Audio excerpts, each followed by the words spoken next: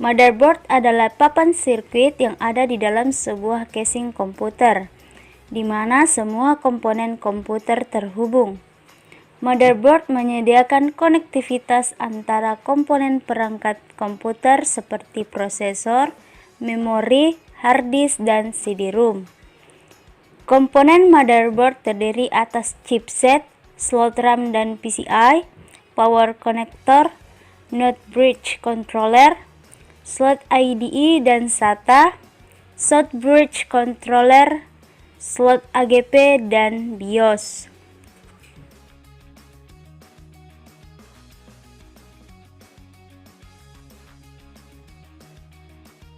Aplikasi yang kita pasang atau install akan disimpan juga dalam hard disk.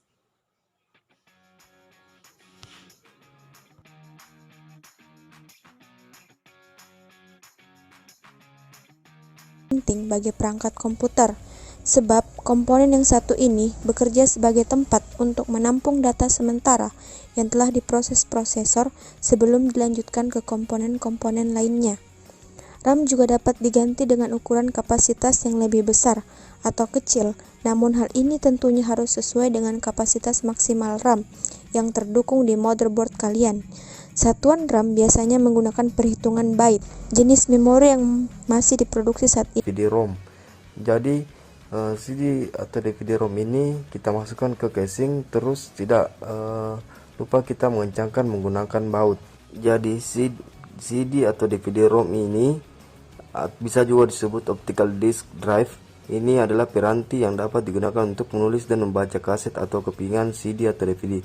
Selain itu, fungsi CD atau DVD-ROM juga dapat digunakan untuk membaring atau mengcopy CD dengan menggunakan berbagai software, CD Airway Drive, DVD-ROM Drive, dan DVD Airway Drive. Penting karena menyangkut masa pakai komputer. Fungsi power supply adalah untuk memberikan daya atau sumber listrik pada komponen-komponen komputer. Jika power supply tidak bekerja dengan baik, maka kinerja CPU komputer juga akan terganggu. Power supply juga berfungsi mengubah tegangan DC menjadi AC sebelum dialirkan ke setiap komponen-komponen itu sendiri. Power supply memiliki tegangan yang berbeda-beda, ada dari 300 watt, 380 watt, 400 watt, 450 watt, 500 watt, 600 watt, dan sebagainya. Pemasangan kabel SATA. Kabel SATA berfungsi untuk menghubungkan hard disk drive ke motherboard, menghubungkan optical disk drive ke motherboard, menghubungkan hard disk drive ke hard disk drive yang lain, serta menghubungkan port SATA pada hard disk drive ke port USB.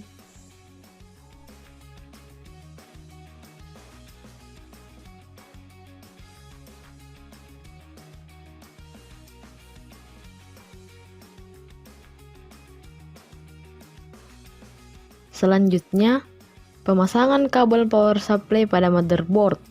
Hal-hal yang harus diperhatikan adalah mengetahui dan mengenali jenis-jenis kabel yang akan dipasang, seperti kabel power, kabel data, dan kabel sinyal. Pastikan kabel-kabel baru dipasangkan setelah semua komponen lainnya seperti RAM, VGA card, CPU, hard disk, dan lain-lain sudah terpasang terlebih dahulu.